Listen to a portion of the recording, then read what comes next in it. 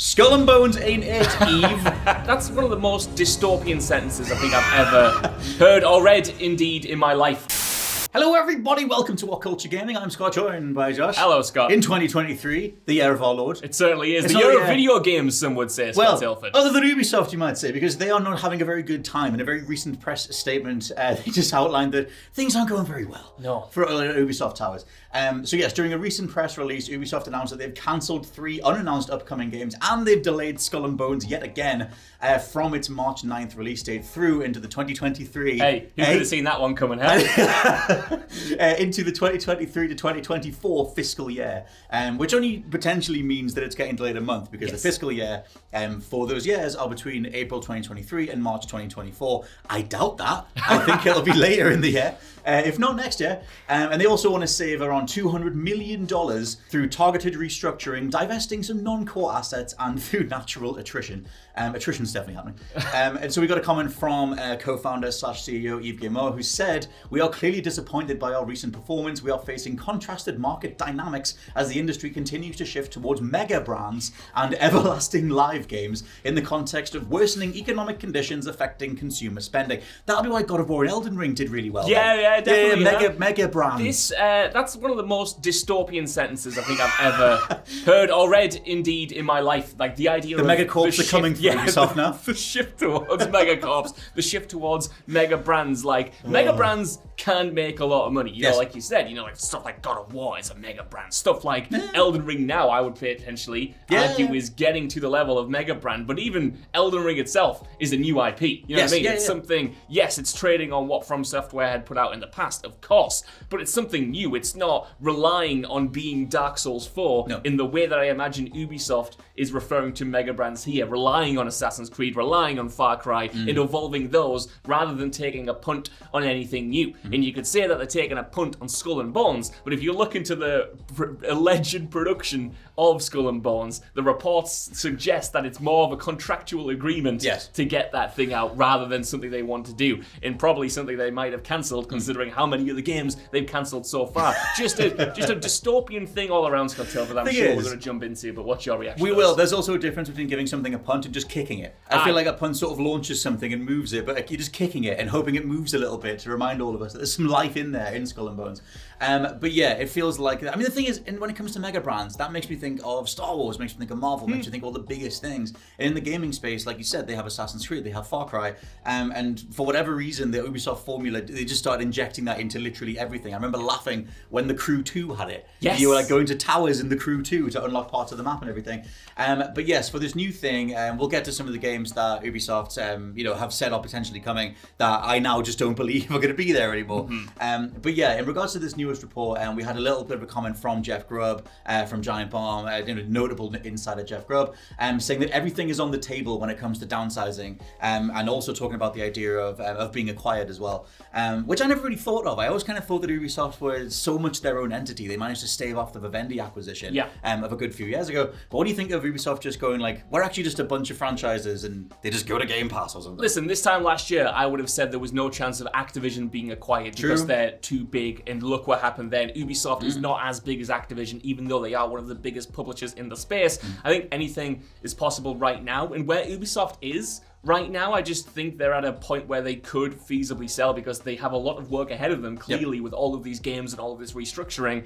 And would it be better to just hand that off to someone else who can then use that IP? Because I don't think, and this is me being very pessimistic, this approach to mega brands and live services across all of their titles, making fewer but bigger games, I just don't see how that's going to work, Scott Tilford. I just don't see how like they mentioned in the big kind of like press release to shareholders and investors and whatnot, Eves was talking about how the games, the franchises that they have right now, Assassin's Creed, Far Cry, all the Tom Clancy stuff, they're talking about restructuring all of those and adapting to, the global trends, which means live service, which means these everlasting games, in Eves' own words. And it's like, if all of those franchises are going to shift to live service games, who wants this? Who wants that in Far Cry? Who was asking wants for this? that in Assassin's Creed? Who wants that across all of those titles? Some of them, sure, but if that's your entire business model, if the audience suddenly decides they don't want that, you've suddenly got 6-7 franchises that are following suit, and all of those games are not going to come out at the same time. Then what do you do with those games that are in development? It's a big risk, I think, and judging on how they've chased trends in the past, looking last year and the year before with the likes of X Defiant or that other Ghost Recon game that they announced that were swiftly swept under the rug, Hyperscape, all of that stuff. That was them following trends, and they're just kind of committing now to follow trends even more. And I'm like, how? It's not worked before. It's not a business model. The idea of a test audience is you're supposed to lead with something, and then maybe you want to refine it later. You don't go to the test audience first and go for the lowest common denominator or the biggest, widest net possible. There's no curative anything there. I think that whole idea of, what can we get in on? How can we cash in on this? And we saw that. Even the likes of X Defiant, assumingly that's still coming. Like, that's this weird Call of Duty, Overwatch hybrid thing. I don't feel good about the future of Ubisoft. And we were saying last night when this was kind of breaking, when was the last time you really loved an Ubisoft game? Like, I was a fan of Immortals Phoenix Rising. I thought that kind of scratched a little bit of the Breath of the Wild itch. But if you talk about the games that got everyone talking, that's going way further back to like Far Cry 3, Assassin's Creed 2, and Brotherhood. Unless I'm missing something. I know that obviously Far Cry 4 was solid. 5 was solid. They were fine. But in terms of the, oh my god, I can't believe they're doing this, on the level of the other AAA stuff in the industry, I feel like it's been ages since Ubisoft had that space. And it's not that it's not that they don't deserve it. It's been ages. It's been so long. I feel like they could do a lot better. I will throw in here as well, Kotaku's Ethan Gach tweeted that co-founder, again, Yves Guillemot, had emailed all the staff as this was doing the rounds, saying that the ball is in their court when it comes to delivering on the various IP that they do actually have and they do want to continue with. He said, today more than ever, I need your full energy and commitment to ensure we get back on the path to success. Skull and Bones ain't it, Eve. The thing is, when it comes to the IP and the coders and the art departments and everything else, they are so connected and so shackled to these IP that aren't going to save the company. No. Skull and Bones ain't going to be the thing to dredge Ubisoft out of the current miasma they're in. I just don't see that. I don't see that ever happening. Never in a million years. And it's interesting because the kind of, not excuse, but the reasoning behind the delay in this kind of release in the statement is that apparently players are going to be surprised with how good Skull and Bones looks right now, and they want to give it more chance to have a bigger marketing push behind it. And they think that once we see the gameplay, which might happen, anything is possible. We've seen a little bit. Suddenly we'll be like, oh my god, Skull and Bones is a thing I need to buy right now. But I components. just don't see it, and it's not because of Skull and Bones even in itself. It's because of everything that Ubisoft has put out over the past few years. Like you said, they have released some good games. I liked Assassin's Creed Valhalla, but I don't think they've released an amazing game, a truly amazing game, since Far Cry 3, maybe? For my money, they it sort would of be. Turned game releases into fast food, and it's not that can't be short-term satisfying, but you know exactly what you're getting, and at some point it's just not that satisfying. If you want something that is going to sustain you or going to make you loyal to that brand or whatever. Yes. I was just going to say, that's the main issue, in my opinion, with this entire approach to restructuring. If you focus on fewer games but bigger games, those games inherently have to be safer bets. Totally. They inherently have to be more appealing to a mass market. And Ubisoft games right now are already smoothed out. They're already incredibly mainstream. They're already incredibly trend chasers. And to put it bluntly, boring. You know exactly what you're going to get, like you mentioned. And if that's only going to get worse because there's more pressure on each of these individual releases, I don't see how that can inspire gamers, you know what I mean? It's like Cliffy B coming out with, what was that game that he had, Lawbreakers, in trying to chase or Radical trend, Heights, or Radical Heights, or whatever, trying to chase a trend that's already been established. When has that ever worked? There have been some success stories, but gaming needs something new. Oh, dude, something new. I feel like I say this way too much, where I'm all like, where's the new thing? Where's the new thing that we can have fun with that does some sort of gameplay idea that we've not seen before? And I'm always harping on about that. Go subscribe to the WhatCulture Gaming Podcast. But also throw some stuff in here in regards to the last few years of Ubisoft. I remember this cataclysmic fall they had back in 2019, where their operating income was down 93%. That was a horrific year for them. That was the year that Far Cry New Dawn, Ghost Recon Breakpoint, Trials Rising, and The Division 2 all came out. and largely all underperformed, Yes. leading to a massive drop-off in their sales and everything. I was just going to ask, was that the same year where they then delayed a bunch of games to get them right? Yeah, to be like, we don't know what we're doing. Yeah, like, oh god, this has gone wrong, let's delay a bunch of games, hopefully change. And I remember saying at the time, sorry to jump into this point, No, do it. like, oh, maybe that's optimistic. They're finally realising. They're listening. And then we got X-Define, and we got, you know, Hyperscape, yeah. Thing is, and that was the thing I was going to say, is that last year was the year that they cancelled Splinter Cell VR, they cancelled Ghost Recon Frontline, which both games, I mean, as much as I love Splinter Cell, it doesn't really fit a VR mold as the most immediate go-to if you're going to sort of remind the populace why this thing exists. Then we got an announcement of the Splinter Cell, you know, remake in itself, which we're going to get to. But there is all that, and then Ghost Recon Frontline just felt like them going like, oh, we should do a battle royale, because why not? Even though they should have done that back when they had Wildlands, or they could have done it with Breakpoint or something. Both those games got cancelled, Splinter Cell VR and Ghost Recon Frontline, last year in 2022, and the service for Hyperscape got shut down as well. So all this weird sort of trend chasing, maybe this is it, maybe this is the thing people want. Yeah. Clearly their hyper analytical approach, algorithmic approach, isn't working, and some safe bets can work. God of War Ragnarok. But at the same time, I think that eventually on a long enough timeline, you need to do something new. And it's been 10 years since Skull and Bones got put into development, and even then it was only because the bits of Assassin's Creed Black Flag that we liked, we should do a whole game of that. My question is, Yes. and it's going to sound maybe facetious or jokey, but it's like a genuine, sincere question. Yes. How much money does Ubisoft want or need to make? Like, how much money does the company deem, viable in the modern age? Because they're talking about these mega brands, they're talking about games underperforming, which we've heard so many times from so many different companies in the past, and it's a classic Stephanie Sterling saying that, you know, these companies don't want to just make money, they want to make all the money they can possibly get, in anything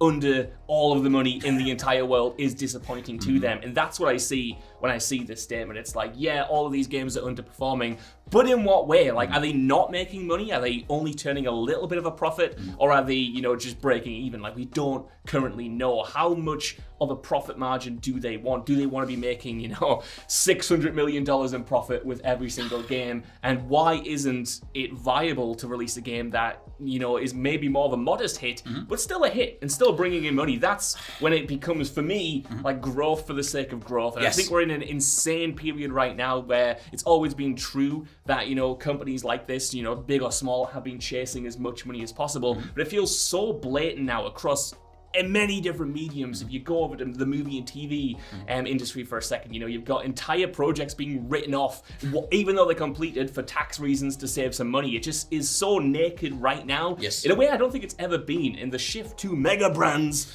to me, is just another indicator that we're getting further and further away from the kind of diversity in the portfolio and the creativity of new IP that used to make gaming so appealing. 1,000,000%. That's the thing that I've always said about like the idea of just, they have a cool idea, a cool gameplay mechanic, a cool story, whatever, greenlight that thing and believe in that project. If I talk about the Ubisoft games that I remember from the last 10 years, after, obviously you immediately go to the likes of Assassin's Creed and Far Cry, but it is things like Child of Light, it is things like Valiant Hearts, it is things like Grow Home. Like, there are little smaller projects that still made a comfortable amount back. Yeah. It's just that at some point someone says, well, that's not enough, and we need to make sure that every one of these bets we're placing are bigger so we can have bigger returns in theory, but there's much bigger losses associated with that. But like you said, that's everywhere. Netflix have got such a reputation now for cancelling shows after one season, because they just don't want to buy into the whole thing. It's not curated properly. Even something like 1899, which is what I'm dancing around there, felt studio mandated to some degree. It's like, let's put a pop song at the end of every episode to make sure we can tick that little algorithmic box. Things like that, where I feel like you said, it's so naked, it's so obvious, kind of like mass market, let's make this work for everyone, and it falls apart. That's it, right? And sorry to keep going over to the movie and TV realm. Do it. I think about something like Breaking Bad, right? Yes. That had 4 seasons where it was a critically acclaimed show, but barely anybody was watching it. Like, its viewing numbers was like in 1 or 2 millions, which for a show like that, it's healthy, but it's not a mega brand. And then suddenly, when it came to season 5, it had done so well, it had accumulated such strong word of mouth that then it skyrocketed. Then we got to 5 million viewers, 10 million views for the finale, and it became this brand that everyone knew. To me, something like that in the gaming space just cannot be allowed the chance to succeed anymore, because it's either make all the money in the world in the first week or the first month. Otherwise, why bother? We're not. No one's ever going to care. Yeah, no one's ever going to care. If people don't care immediately, nobody's ever going to care. And I think that's why we've shifted towards franchises, because there's already proof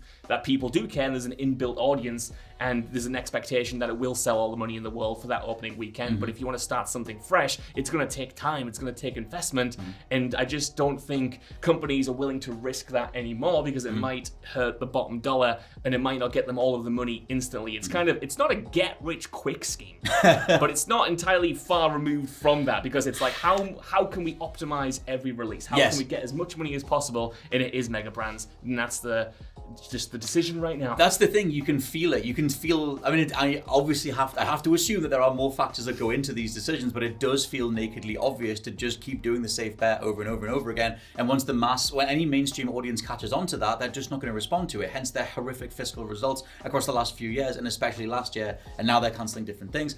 That whole idea, though, of what you're setting in motion has to make the money back. A lot of us can read the tea leaves right now and actually tell you that Skull and Bones won't make the money back, but for whatever reason, they still want to keep going with that. And it just feels like overall they need to have a good old sit down and be like, what are we even here for? Are we in this business for the right reasons? Are we still doing it because of what why we set off in the first place, and what kind of IPs do we actually want to put out there? Speaking of specific IPs, there are 3 specific projects I want to talk about here, because I feel like these would be the ones that I would assume would be on the chopping block, but so far they've not been confirmed. One is the Splinter Cell remake, something that has been handled weirdly. I feel like very recently there was the Ubisoft Belgium account just tweeted out the word Splinter Cell with a picture of the goggles, Sam Fisher's goggles. I feel like I have to reference what that is. Yes. Because some people might not even know what the hell Splinter Cell is at this stage. It's been 10 years since the last one. But still, I know, 2013 for Blacklist. And so with that, it's like they're still going ahead with Splinter Cell, and the way that they've sort of marketed the remake is obviously they got out there, they did a blog post, and they did a nice little sit down with some of the original staff members. They said, what was it like coming back to Splinter Cell and everything on the Ubisoft channel? And I was like, okay, it kind of feels like you guys care a little bit. This is quite nice. It's almost like what EA are doing for Skate. They're sort of building a nice little community around that IP. However, I don't buy that the wider structure of Ubisoft, the wider money people at the top, aren't looking at that and going, that's not going to make enough money, and just get rid of it. Yeah, I kind of agree. At this stage, worried after this for the likes of that Splinter Cell game, for the likes of Prince of Persia. I'm not sure if you got that written down as well. I might do. I look at those kind of like games that are, even when Splinter Cell's remake was first announced, like the reports around it, substantiated or not, I'm not entirely sure, but the rumors and the reports coming out was that was more to kind of, for Ubisoft to get a win, to go back to a beloved franchise and say, look, we're remaking this, we're here. Yeah, we hear you. We still appreciate these franchises. But yeah, under the new model, I don't know how that can exist, because Splinter Cell is a beloved brand for people like you and I, but it's not a mega brand. In a remake of a stealth game that is, decades old at this point, isn't going to sell the same as the next live service Assassin's Creed. So I don't know how they can say this and keep that in development. Like, it would absolutely suck if it was cancelled, in my opinion. But yeah, for me, like, the writing is on the wall in that sense that might come out and they might commit to it, but I don't think we see that repeated in the future with another franchise, or maybe a second Splinter Cell game that gets remade. I think if they do commit to it, that's it, and we never see them do it again for the next 5 years. It's like it's one of the only cards they've got left to play in terms of like, what franchise have we not stretched out to death? And even then, back in 2013, people hated Blacklist, even though it is a very, very good stealth game. It's still a lot of ground to make back up. Yes, the next one down that I had was Prince of Persia, the Prince of Persia remake from Ubisoft Mumbai, that did get restarted, or at least it was notably overhauled after it was initially shown to people a couple of years ago, because it just came in undercooked. Like, the graphics were very subpar, and it didn't really feel like the return to form that it needed to be for a franchise that big. Like, if you look behind the scenes, Prince of Persia became Assassin's Creed. That was initially the whole idea was that they would do, assumedly Prince of Persia, maybe Assassin's Creed or something, and it became that IP. But I always loved Prince of Persia. I feel like there's enough there to tap into if you're going to do the Activision remake thing of, remember when we had all these things, do a Splinter Cell, do a Prince of Persia, go back to Beyond Good and Evil 2.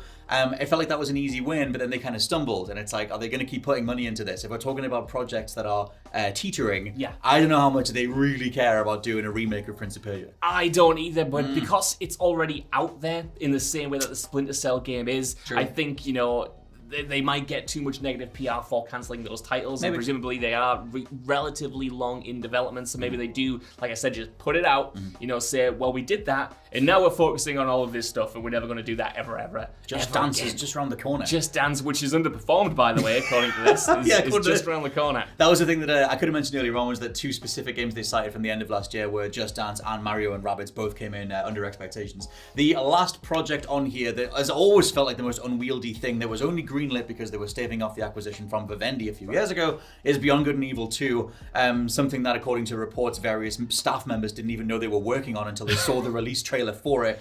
I think some of that was debunked, but I like the lull of that. Yeah. Sitting at home going like, that's my name. Am I doing that? Even then, I remember when they re-announced it and they showed that little snippet of gameplay. Yep. Like, that was... And I'm certain I can quote this, day zero of development. Yeah. Like, that was literally the starting point of it, and we've heard nothing about it since. And it's like, guys, just that one. I wouldn't even be mad if they did cancel it. Just stop. Why does that exist? And I mean that sincerely. If it's never going to come out, if you're not really committed to it, and you kind of reboot it all the time, and you keep fans dangling on, why? Like, just put people out of their misery at a certain point, unless it does become a Skull and Bones, and we get another 5 years that pass, and then it does eventually come out, and they say, look, it's going to be really good. But to me, it just feels like a weight around their neck. I'm just thinking about this. It's been 20 years since Beyond Good and Evil 1. That's crazy. 2003. So as much as it is a cult classic, and it always got an audience over time, like it's one of those titles that the vast majority of people will not care about.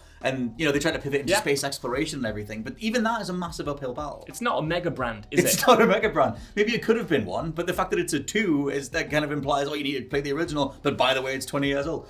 Ubisoft are in one hell of a position right now, and it's not one we didn't see coming. That's it, right? And I do want to end this video by saying it's not just Ubisoft. No. They are like the most recent example of this shift in mentality. But if you look to even a year ago or 2 years ago, Sony was saying the same thing. There was that Bloomberg report that revealed The Last of Us Part 1 was being made. In that report, they said that, even at Sony, it's difficult to get a new IP off the ground now. They are focusing on their biggest brands and trying to double down on them to make the most money possible. So this mentality isn't new. No. It just sucks to see, them admitting that, in the future, all we're going to do is focus on a live service. We're going to chase global trends, and we're going to focus on mega brands. When you see it written out like that, it just it drives it home that this isn't going away anytime soon, and it is, the mentality shared mostly across the board. I would say as well, as my final thoughts on it, it's that they need to help establish the middle tier. There's a middle tier of gaming that we barely ever talk about, because you have the whole bedrock of indies, you have the sort of smaller production budgets, you have the AAA stuff that cost an insane amount of money, and a few anomalies at the very top, like the Naughty Dogs and the Rockstars.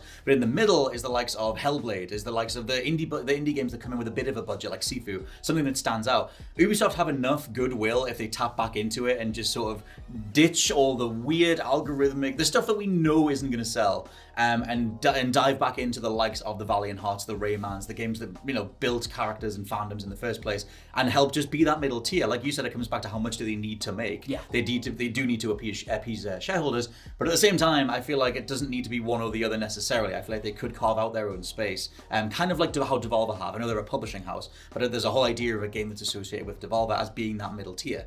And why not have someone as big as Ubisoft help push that forward? There's such a whole market in the middle there that isn't £70, or $70 that they could easily just dominate. And the tragedy of that, I think, is that we were optimistic that they might do that with the announcement of all of these Assassin's Creed games. They were talking about how they now have the opportunity to, go back and give us a smaller, more focused Assassin's Creed in the same vein as, the originals. And that's what we're getting this year with Mirage. But are those quotes now redundant under what we know from this release? I don't know. I don't even know what state Assassin's Creed's in. I feel like they announced so many different projects. There's all the different code names like Project Red and Jade, like the Edo-Japanese one and the Chinese one. And it was that whole idea of announcing so much stuff in advance, and then they tried to fill out that infographic thing of exactly what's coming, but it was all very vague and TBA and whatever. So over to you down in the comments below. What state do you think Ubisoft's in?